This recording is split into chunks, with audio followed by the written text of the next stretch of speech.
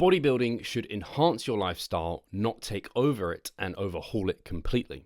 And part of living a great life is enjoying multiple different foods. Bodybuilding can be quite restrictive at times because we're trying to meet certain protein goals, macros, and ultimately micronutrient goals too with fruits and veggies.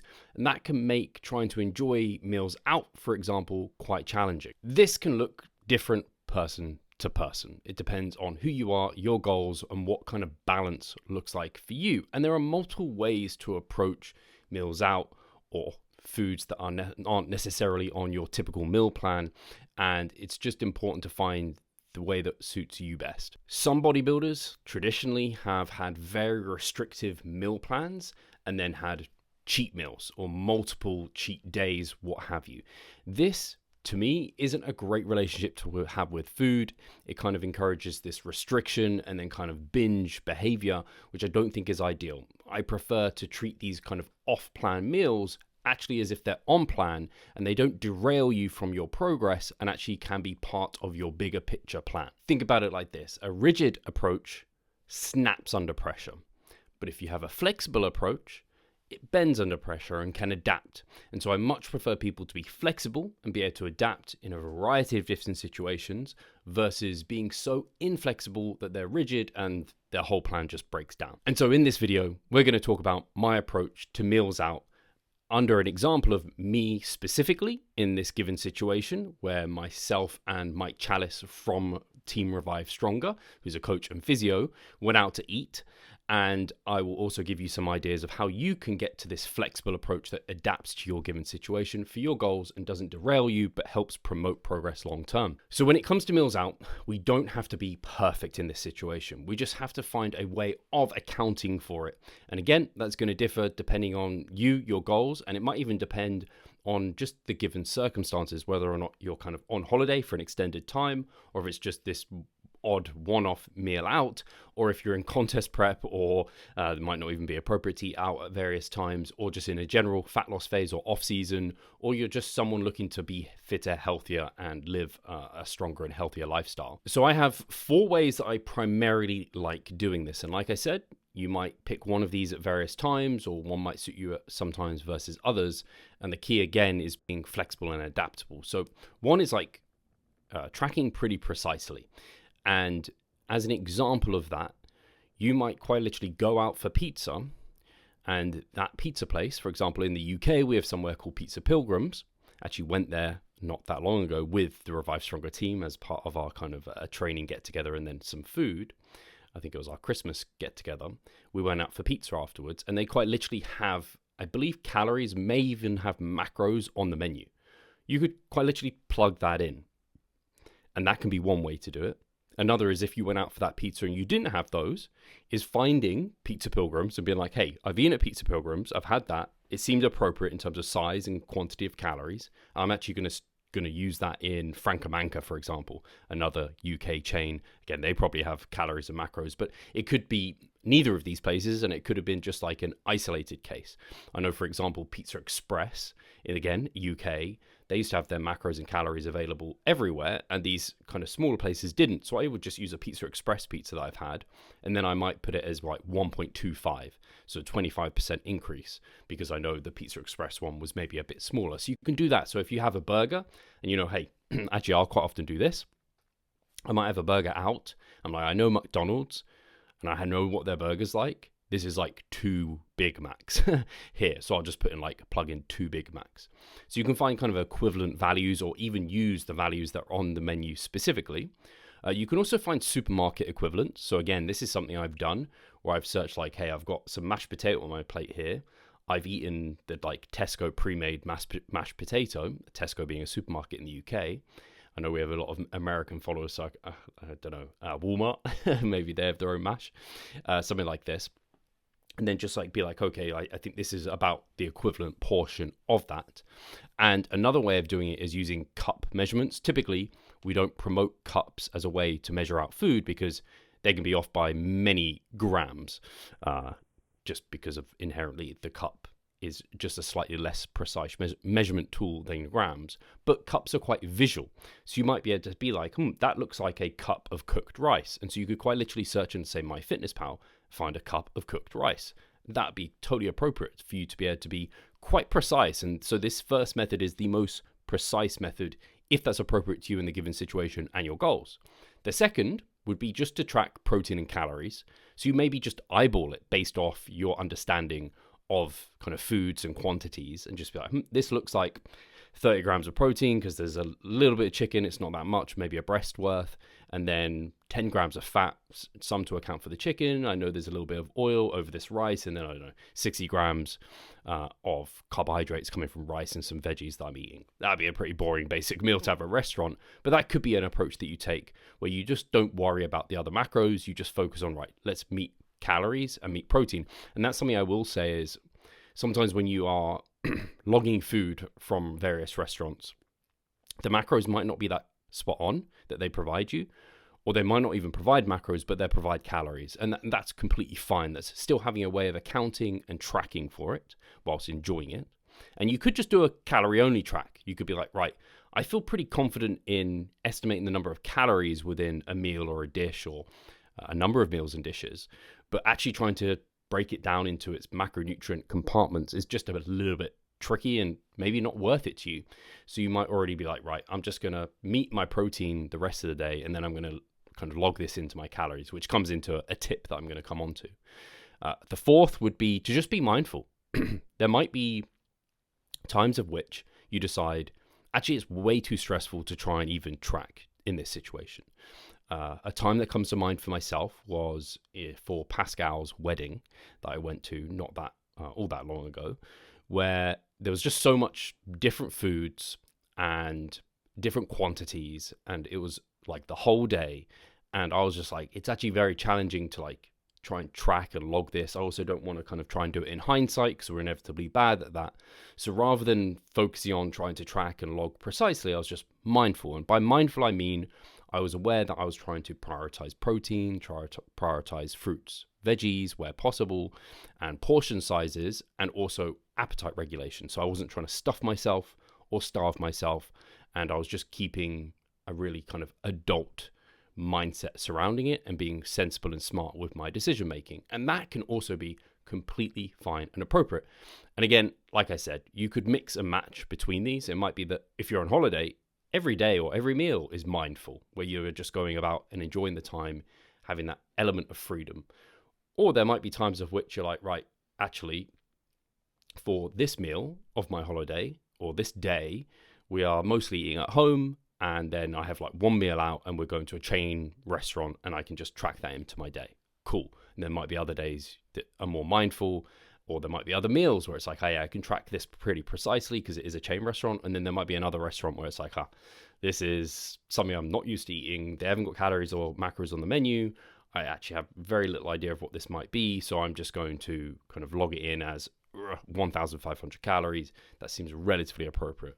You can kind of see where you can go within these kind of 4 different areas of having some means of accounting for it, but it doesn't have to be super strict and tight. Again, it might depend on you, your goals and situation. The more extreme your goal, probably the tighter you need to be, but the further away from like bodybuilding stage, the more loose you can be. So now I have some tips about how to do this for yourself. So the first one would be to check the restaurant and check the menu ahead of time. If you can do that, you can already plan your day out in advance. So you might be like, right, I know I'm going to X restaurant. I'm probably going to eat this off the menu. I'm already going to pre-track where or pre-log what I think they're going to be, or even the values that the restaurant gives you. And then you can always manipulate those on that occasion. So for example, I know I've been to restaurants where they've even got the macros and calories available. I log that, and then I get to the restaurant, I'm like, man, there is no way this is that. Sometimes I have to increase the calories. Sometimes I have to decrease it. You can kind of, the more experienced you are with macro tracking, calorie tracking, the better you'll be at that. So checking ahead of time, making your decision, logging it already, and building your day around it really, really helps. When unsure, always overestimate. Restaurants do not care about meeting your macros. They don't care about, especially if you're dieting, to try and keep things down. So when in doubt, add extra on top. A really easy rule of thumb is just always add like 10 grams of fat on top, an extra 100 calories or so, or even adding like 10, 20% on top of the calories that you've put in there, especially when you're dieting. And the later you are within a diet, it's probably wise, which is probably why you don't want to eat out as much, because the calories just aren't worth it, and you're probably more likely to be satiated from the meals you typically have.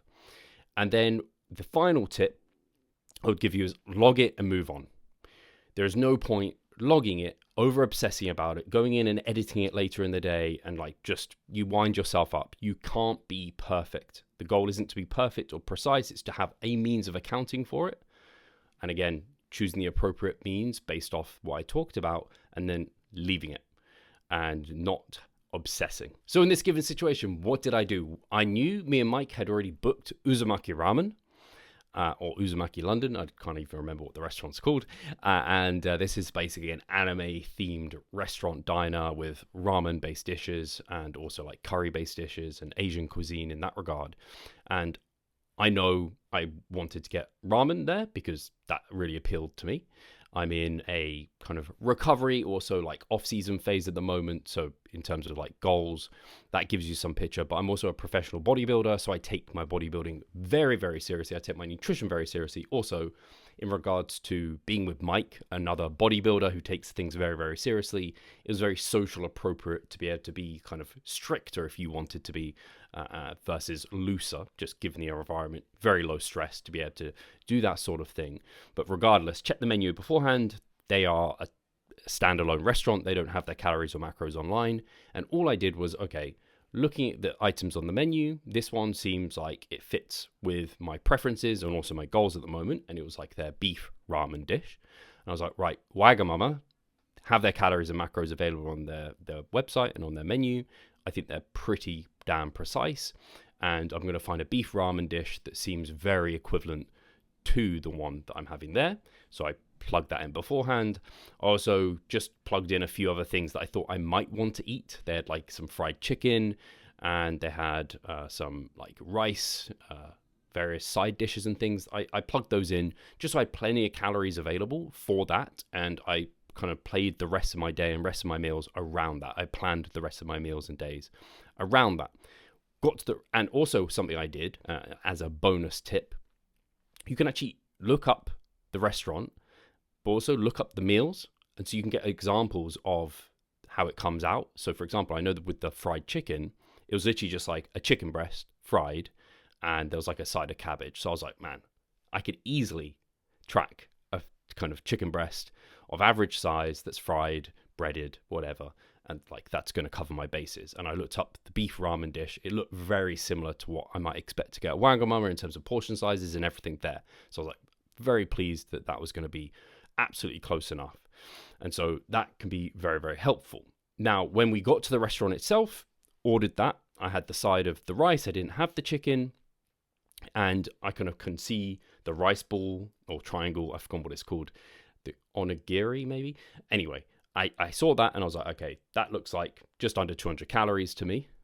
Really simple. I looked up whatever it was called on MyFitnessPal, found something that was pretty much fitting that exactly. I imagine it's a pretty standardized type of dish that you get, similar to if you go out for sushi and you have a certain type of sushi, they're going to be of a certain standard. And then the same with the beef ramen. I thought that seemed pretty equivalent to the one that Wagamama was providing me, and the macros kind of made sense. And then all I did was just add 10 grams of fat on top, because I was like, hey, maybe they'll have made this one a bit more fatty. Let's just add 10 grams of fat just because, to be safe. And that seemed to work just great. The other insider tip I would give you, now with AI, it's actually surprising to me, because I've done this a few times where I've done exactly that approach I just mentioned of tracking. And then I've taken a photo and uploaded it to ChatGPT and just been like, give me what you think the macros and calories are for this dish.